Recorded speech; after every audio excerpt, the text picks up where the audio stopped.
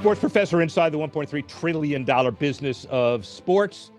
Great honor today. I will talk about his credentials in a minute.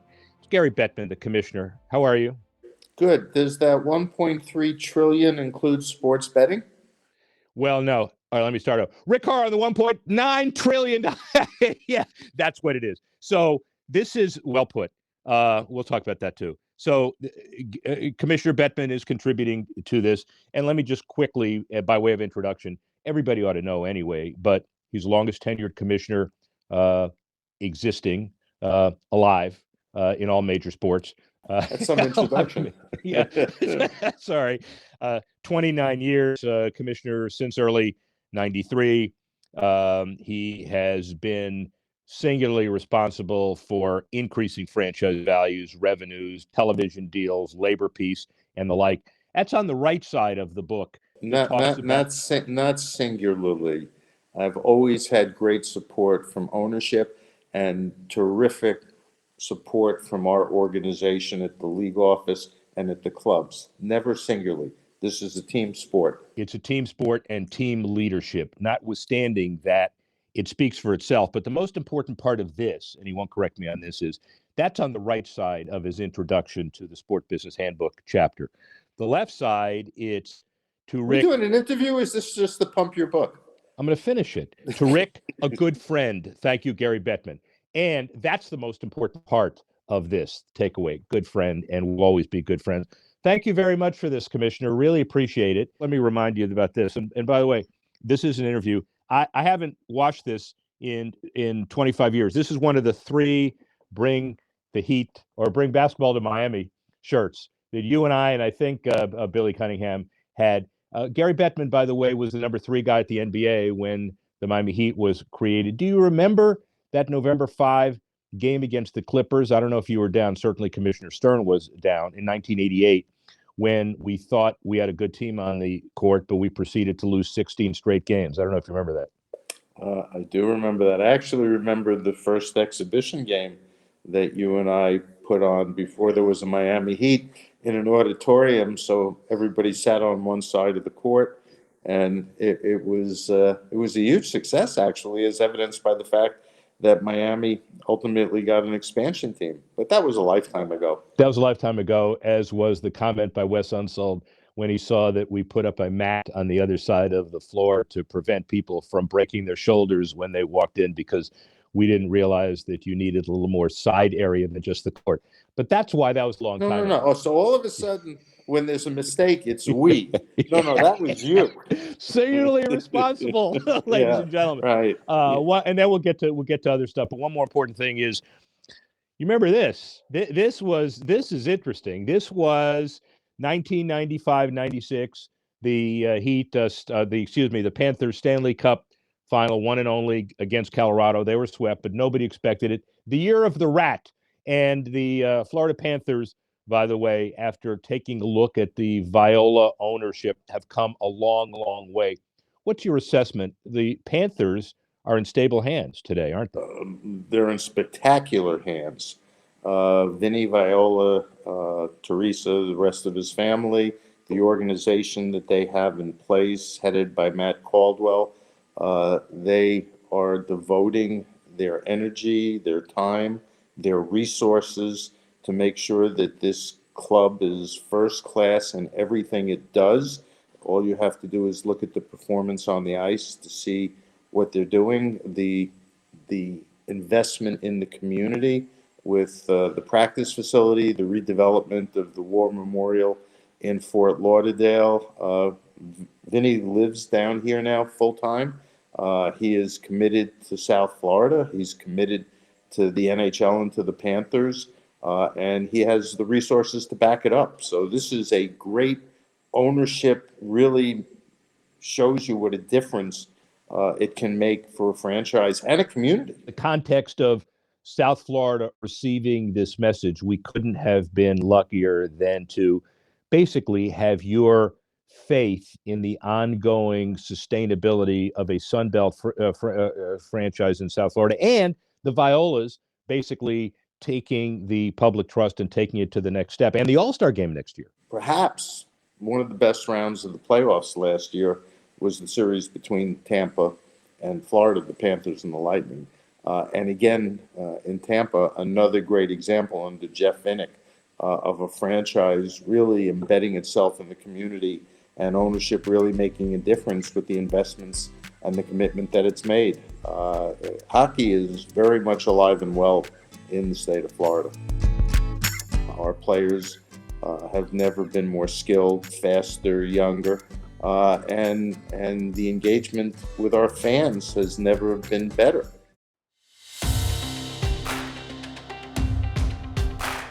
Let's get into some national or international issues from your perspective, but start with a feeling.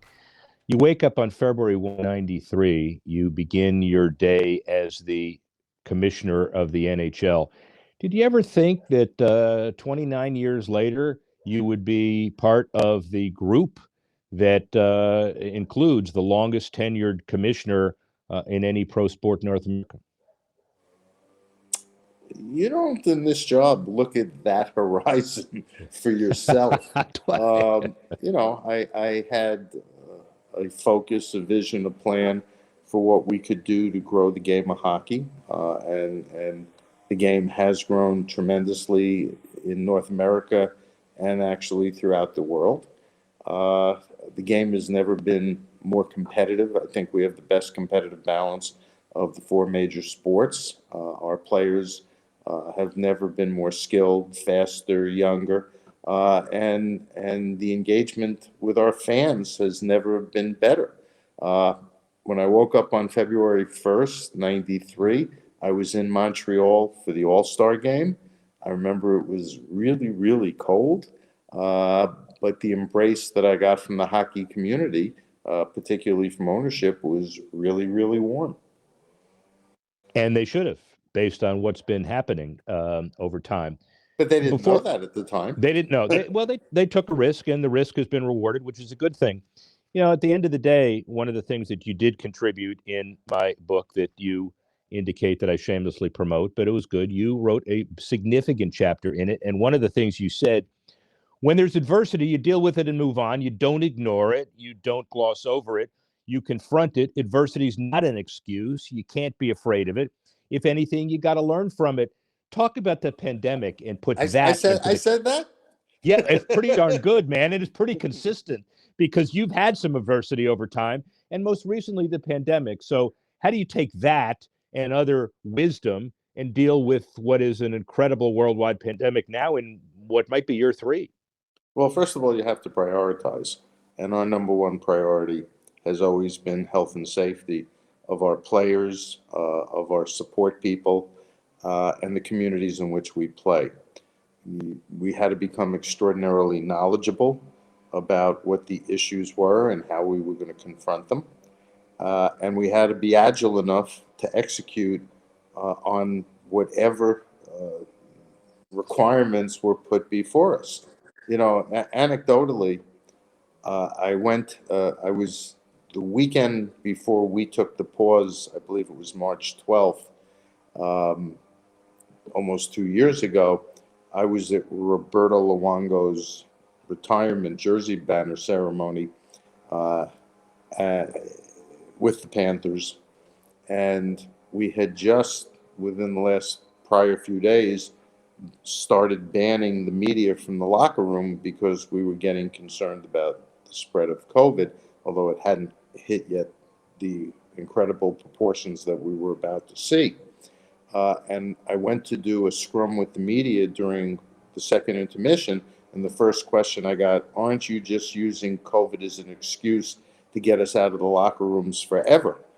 And there were about 40 people, and we were tucked in, and it was a scrum, and I go, A, that's not true, and B, you don't know what you're talking about, because I am telling you, if any one of the 40 of us has COVID right now, we're all going to have it.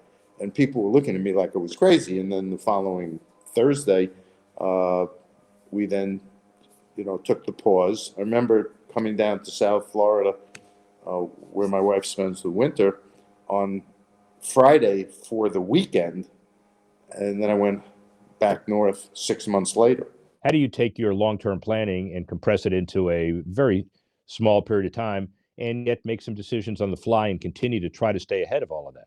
Well, we needed a plan to deal with COVID, including how we might come back. And as I think everybody knows, we had a tournament into the playoffs to finish that season, and we did it in two bubbles and then consolidated into one bubble in Toronto and one in Edmonton. And we were able to successfully, incredibly complete the season.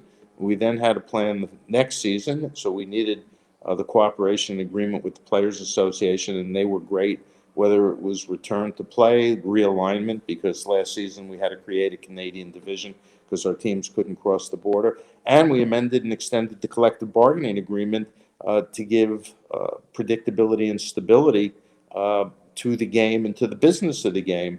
And in the midst of all that, we negotiated two new media contracts in the United States. And most of what I'm just describing, we did remotely, which was a whole new concept.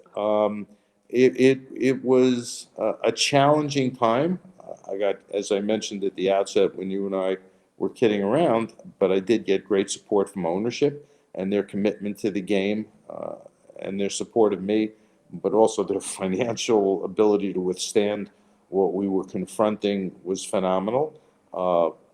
My organization and the club's organizations were incredible under the most adverse and unpredictable conditions. The players were phenomenal, including their willingness to isolate and go into the bubbles. It was the consummate team effort, but we had to constantly understand our options. We had to be flexible, and we had to be ready to execute no matter what it is we were confronted with. Without our competitive balance, without the quality of the product that we have, without the ability of our teams to compete, I'm not sure that Turner and ESPN would have been as interested as they were.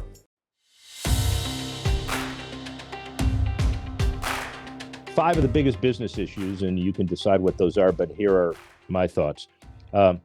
Media, your ESPN Turner deal, $625 million estimated per team per year. Happy with it, I assume? We're thrilled. It's great to be back on ESPN. As I joked around with them, and I've used this line a lot, when we weren't with them for more than 15 years, they didn't pay a lot of attention to us, even though they cover all sports. And I repeatedly said to Jimmy Pitaro and to others, if ESPN does as good a job, half as good a job of promoting us as they did at freezing us out, we would be in great shape. They have been phenomenal. They have been spectacular, as has TNT. They each give a slightly different vibe as to how they cover sports. They each bring their own unique perspective, but we could not be more thrilled with the way they're producing the games, promoting the games, covering us. It's been great, and my understanding from talking to them on a regular basis, they couldn't be more pleased than to have us as a partner. As is the country. Gambling, DraftKings, PointBet. You left more important than even television is our collective bargaining relationship with the Players Association. That sets the framework for competitive balance, for stability. It gives us a business model, and it's what makes the game on the ice even better, because all of our teams can afford to be competitive, which most sports can't say. There were five issues. At least you could have let me get to that one. That was number three. You've answered that. But I think having not made that number one, you missed the opportunity to focus on what everything up. Because, by the way, without our competitive balance, without the quality of the product that we have, without the ability of our teams to compete, I'm not sure that Turner and ESPN would have been as interested as they were. Very fair. As usual, I'm wrong. You're right. No, it's not about right or wrong. All right, thank you. Gambling, PointsBet, DraftKings, major deals, revenue potential, FanDuel, it's off the charts. It's burgeoning. From our standpoint, put aside the money, because the industry, as more jurisdictions allow sports betting, some mobile, some not, as there are more entrants into the marketplace, over time there's going to be some settling and shaking out. This is yet another way for people to connect with our game. It's another growth opportunity. Yes, hockey fans may decide that this is something that they want to do and give themselves another entry point to follow the game. But also casual sports fans, on a night when sports may be quiet and they want to have a little action, they may decide to focus on us. And maybe when they do that once or twice, they'll get hooked. They'll get hooked once, not just once or twice. Hooked on us, not on the betting. Understand. The reception that the Golden Knights have gotten in Vegas has been simply incredible in terms of the connection with the community. It's really given Vegas an identity other than gambling in the Strip, particularly for the people that live there.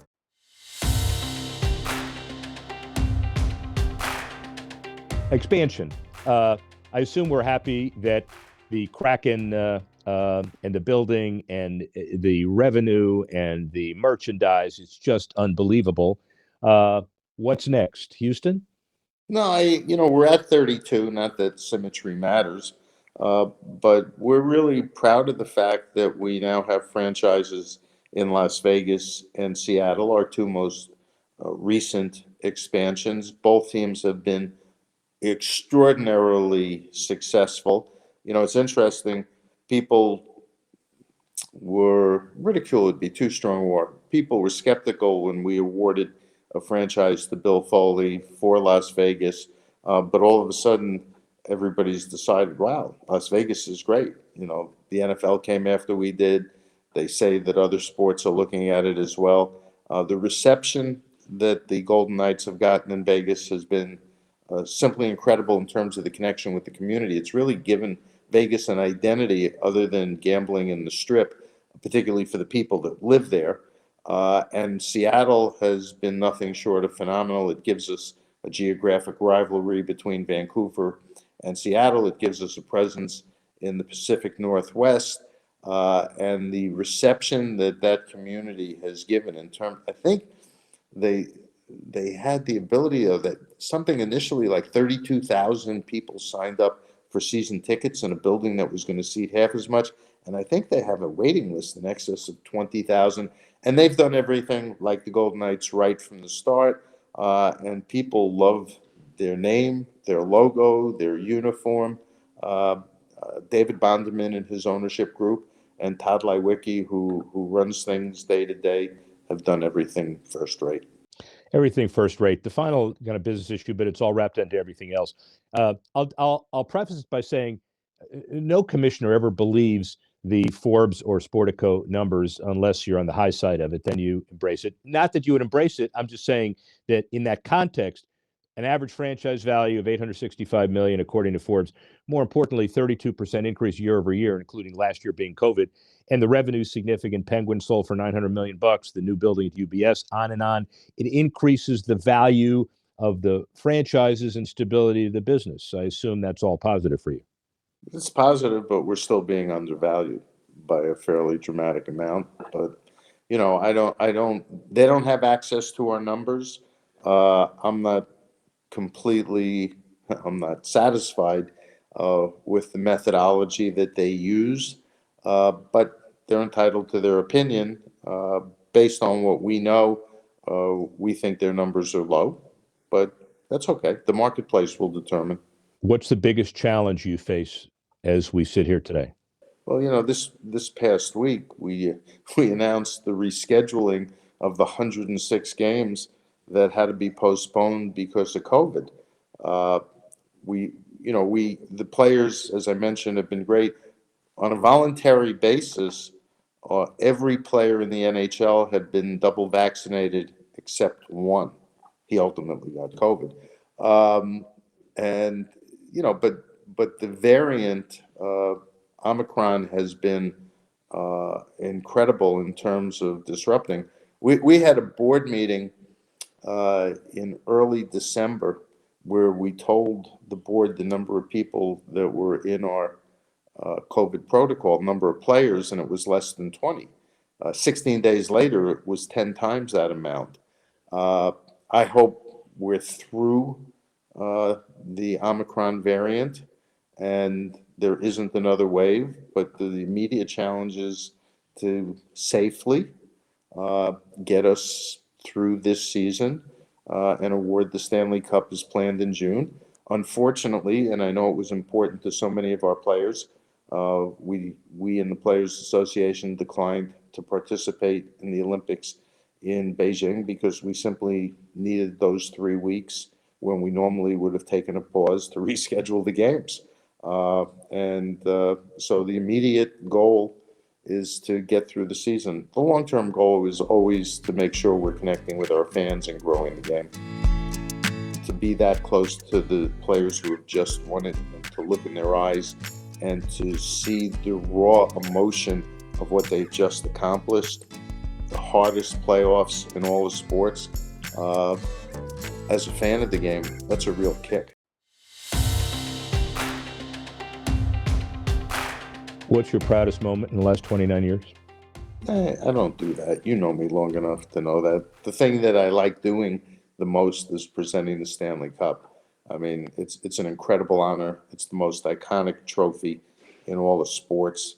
And to be that close to the players who have just won it, and to look in their eyes and to see the raw emotion of what they've just accomplished, the hardest playoffs in all of sports.